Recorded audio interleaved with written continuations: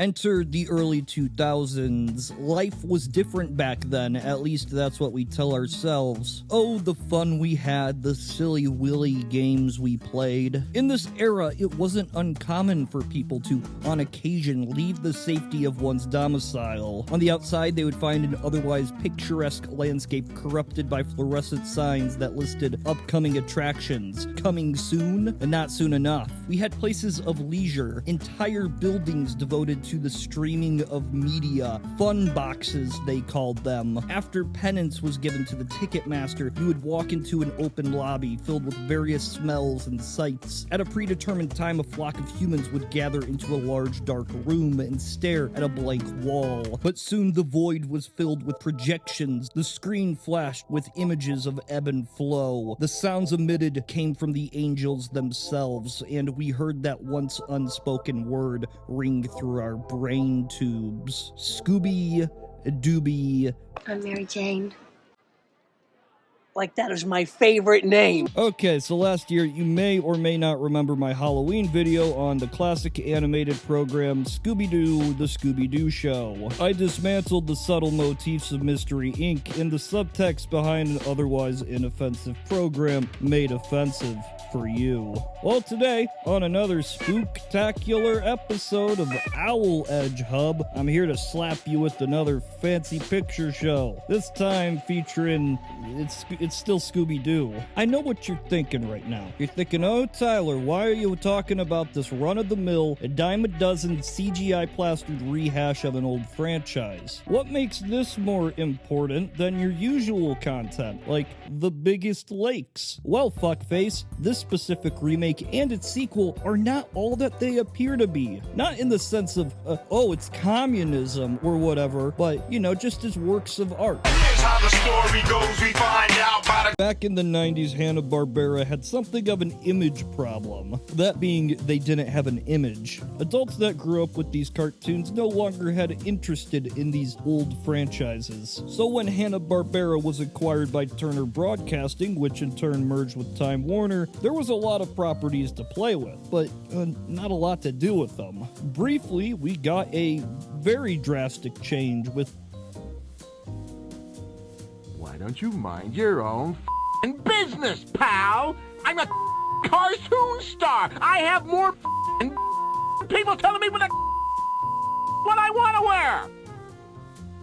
So don't be afraid to express your true self. And remember, Space Ghost and the Harvey Birdmans and C-Lab. All of this gave a new direction of self-parody to an otherwise pretty lackluster set of characters. So Warner Brothers allowed the production of a live-action Scooby-Doo film targeting a PG-13 rating. Something edgier than you'd expect from the normal Scooby-Doo fare. I admit, this is a risky strategy, especially considering other animated Scooby-Doo movies were still being made around this time. Writing this proposed film was Troma alumni James Gunn. Now, considering his previous works, it's always confused me why he was the pick for this film, but with the context of taking the Scooby-Doo name to new directions, well, I guess it makes a little bit more sense. But of course, we don't got the edgy PG-13 Scooby-Doo, we got this.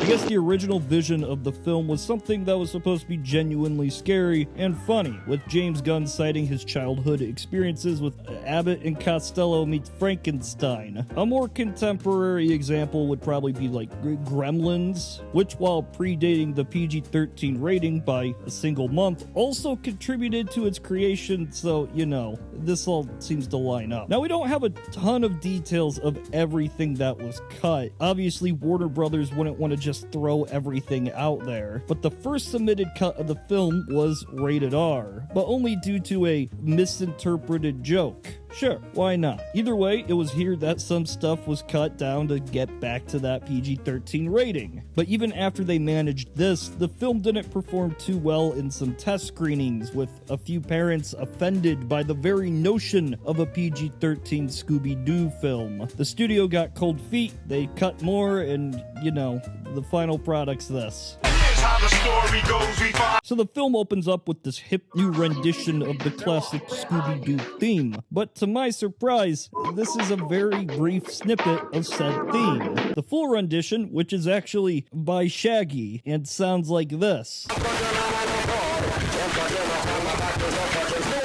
So why go through all the trouble for just this moment? I mean, for a song that's not even heard throughout the film? Well, originally the opening was fully animated and looks pretty great, but it got cut because it's too long, so I guess instead you just get nothing. Obviously, including this would have been better in the long term, but people like short movies, I guess. This is gonna be a recurring theme with a lot of the cutscenes in this movie. It could have made this movie better, but instead they put in this. We first see the gang all gathered around in the toy factory doing what they do best. There's a big ghost flying around, and Daphne gets captured, and Velma says Jinkies and Fred is a narcissist. They all try to formulate a plan to catch the ghost. Spooky. Scooby-Doo and Shaggy are hiding like pussies, but the ghost scares them, and then, oh no, they fuck up the plan, and now Velma's wet, and Fred's been caught. And now they're skateboarding, all synced up to with period-appropriate music. But as always, Spooby and Shaggle's sheer incompetence leads them to victory over the ghostly ghost. After they catch the crook, the mystery machine bursts into the factory for some reason, and Pamela Anderson walks out. And Fred gets interviewed, and he's a dick, and Velma gets sad, and then they unmask their spooky time villain, and he's...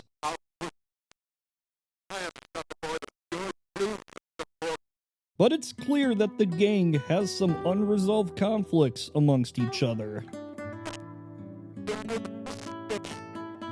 This manifests as Velma quitting the group, soon followed by everyone else. Tragic, truly. 5 years later, or 4, I don't know, I wasn't watching the movie when I wrote this. 5 years later, we see Shaggy getting Shaggy in a van, and Scoobs is shooting lube from a can. But just as they reach the very climax of their ecstasy explosion, a mysterious man knocks on the door. He informs the two that spooky things are happening at the newly opened Spooky Island, and it's up to them to solve the mystery. But they don't want to do it. But then they do it, because there's food, and they live in a van parked on a beach, so they need it. Next scene, the airport. What do you know? The whole gang's there, who we are told have been doing things with their lives in the past 4 or 5 years. Now in the deleted scenes, we actually see what they did and not just hear about it, and it changes the context quite a bit. Mystery Inc. is not too hot, not doing too hot. Their lives are pretty shitty by this point, and this is just cut from the movie. I cannot help but feel that including this would have added quite a bit to the characters beyond being simple projections of their cartoon counterparts. Also, I want to note, in the scene with Fred at the Comic-Con knockoff, there's a booth entitled Comics written in Comic Sans. That's just a fun font fact for ya. Anyway, they all decide to proceed with still solving the mystery while at the same time not doing it together. So they get on the plane to Spooky Island, provided by the Spooky Airlines. It's here that Shaggy meets the lovely two-dimensional love interest. The love interest meets Scooby, and Scooby kills Fred. So when they get to Spooky Island, the gang is greeted by the eccentric owner of the theme park, one Mr. Bean, who tells them that the guests are acting kinda weird.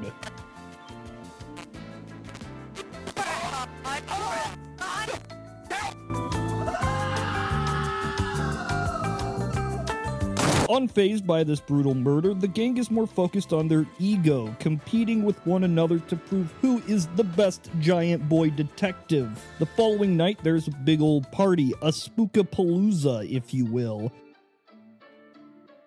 But it's not all fun and games, because here we get the first insight as to what is happening to make people do whatever they do. So I guess demons used to live on the island, and now since there's a theme park on the island, they're angry. And Velma meets a guy wearing a Led Zeppelin shirt. This is all we ever find out about him. His name is Zeppy. Following this is another cutscene that would have sort of fleshed out the dynamic between Velma and Zeppy, as well as showing Daphne see a suspicious man who she follows away. Once again, this cutscene would have added just a little bit more We'll get to why cutting this is dumb later, but Snoopy gets a call from a mysterious stranger offering him a bag of hamburgers in the woods. He goes into the woods and surprise, surprise, it's a trap by a demon. And then there's some wacky hijinks that follow and whatever. Barely escaping with his life, he tries to tell Slappy about it, but he's too preoccupied with his two-dimensional love interest, and he thinks that his dog is just being a dog. Okay, so here's the scene. We see Daphne just walking around the beach, and then she meets this mysterious stranger. Of course, in the deleted scene, we see that she followed him here, but whatever. He's doing a voodoo ritual on this chicken and tells her not to go into the spooky island castle. Daphne thinks that he's playing mind games, and she's like, I'm gonna go in the spooky island castle.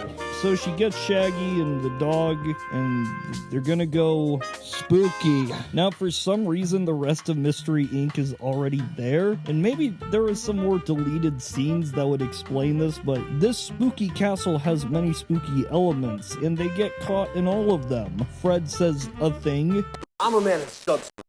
Dorky chicks like you turn me on too. It's just more wacky hijinks and fun and games until Fred fucking dies. On the search for more clues, Fred and Velma come across some indoctrination video, which leads them to assume that they are fighting a satanic cult. Do that. I'm a all up. Word.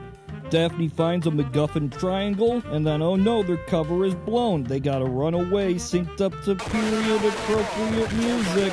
And then they all go their separate ways again, and Velma researches the MacGuffin, and Zeppy's there, and we get a great flashback sequence to the good old days. Now, listen up, this is important. Scrappy Dappy Doo is introduced to us. He pisses on Daphne. He's peeing on me!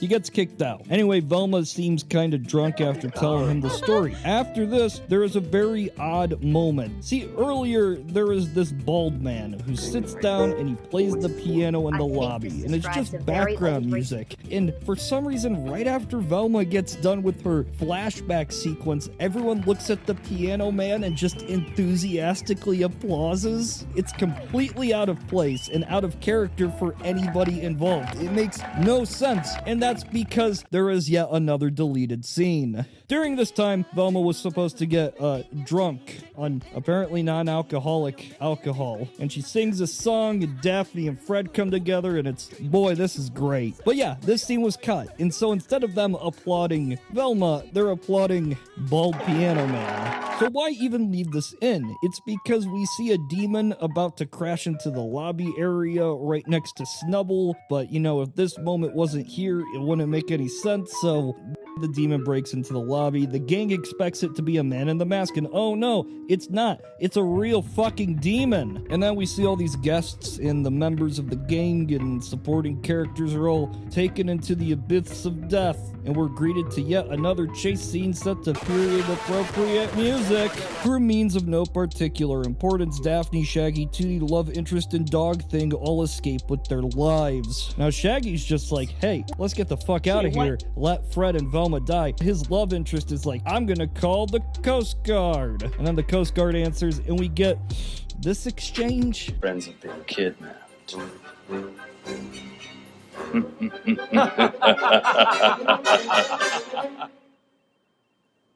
So the gang 2.0 falls asleep on the beach, waking up to find the resort untouched by the previous day's events. This is never explained, so I guess it's just demon magic. We see the local artisans playing a traditional folk tune nearby. One of the kidnapped gang members, Hank Venture, is acting suspiciously out of character. Turns out he switched bodies with a demon. Oh no! These guys are running. Daphne just disappears, and then, wow, she's running out of nowhere for no reason. Where's she running from? Why? Because it's another deleted scene. So here Daphne's supposed to find Velma in a locker room, and then Velma does this, and then, well, yeah. As far as I can find from the commentary, this scene was cut because parents were offended by the boobies. I mean, it doesn't completely destroy continuity like some of the others, but it's still not You don't need to cut everything. So Slappy Stew and Shabooboo are about to get killed by some demons when they decide to make a quick escape through the always trustworthy 2000s love of extreme sports. And then they find the two-dimensional love interest, and she's like, hey, I'm good. I'm a good person. I'm not bad. And then she gets hit by a tree. But wait, she's a demon. And then when they get to safety, Sploop is like, hey, Shaggy, this woman is not. She is a demon. After a heated exchange, All ripped! I'm whipped? Oh yeah? Well, why don't you say that to my... the two lovers begin to fight over the love of this woman, resulting in the death of Spoobly Doo. Shaggy, though, wants to find the corpse, so he jumps into the hole of despair. Within the spooky cave, we find another deleted scene! Originally, Shaggy was supposed to see Daphne lose her soul. I mean, it's not entirely necessary, and I guess it was cut for being just too spooky. I don't know. So he pulls them out of the juice, and they fly away. We get to see the other gang members, demon counterparts, walking around, and well, have you ever wondered why Velma isn't wearing glasses here? I'm just getting my swerve on. Turns out the demons exit the body after the souls re-swap, and they die in sunlight. That's helpful. Trouble is, the souls of our heroes are getting mixed up in the wrong bodies. Now, originally the way Velma and Daphne switched souls was by kissing each other, which was tragically not in the deleted scenes, and the studio did not particularly approve of. They leave the forest and find the voodoo man from before, and he lets them know, hey, shit is bad. The demons are gonna try and take over the world, but first they need a sacrifice. Film logic dictates that the only missing member of the gang must be the sacrifice. And yes, it's the dog. It's the do. So yeah, Mr. Bean's the bad guy, and Toe Jam accepts his fate in stride. What follows is Shaggy killing a man, heroic preparation montages, and period-appropriate music. Sprinkle still wants to die, but Matthew Lillard tells him that life is still worth living, and then Scooby dies. Scooby Doo fucking dies. Mr. Bean eats the virgin souls, while the ethereal Scooby Doo enjoys his rebirth as a chaos god. This is followed up with him regenerating into an entirely new Scooby Doo, visually and mentally indistinguishable from his previous form. Turns out Mr. Bean was a robot, and what? Who's inside the robot? It's...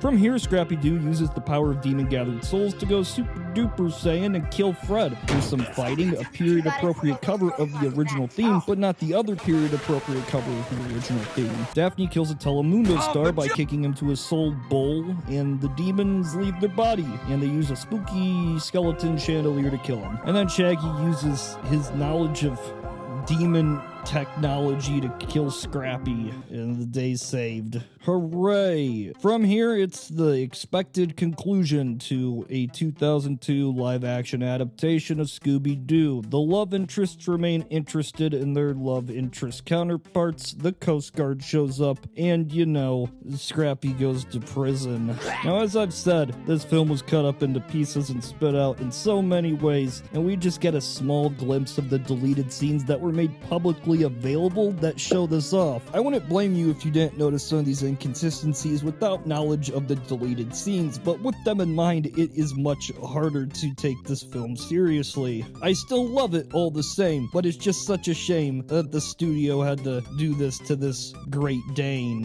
That was a freestyle rhyme. That's not even in the script. Anyway, critics weren't particularly thrilled about this movie, but it did make enough money to justify a sequel. A sequel that I originally wanted to talk about today, but this vid's already way longer than I wanted. It's still written by James Gunn, but has a pretty clear-cut PG intended audience. At no point does it even mention the previous film, so in a way, this is just the real Scooby Doo. Critics still hated it, it didn't make too much money, and the third film was canned. Warner Brothers did approach James Gunn to adopt other Hanna Barbera properties into live-action films, which he declined. They should have known that this strategy didn't work, because you already had another live-action adaptation of a Hanna Barbera cartoon. The Flintstones reportedly had a complex story that was dwindled down and eventually manifested as this. The sequel was far more simple and had a clear-cut direction, and then no more movies were made. The fact that Warner Brothers did not learn from this when somebody else took the risk and failed for them, it's a shame, but what are you gonna do? It's Scooby Doo.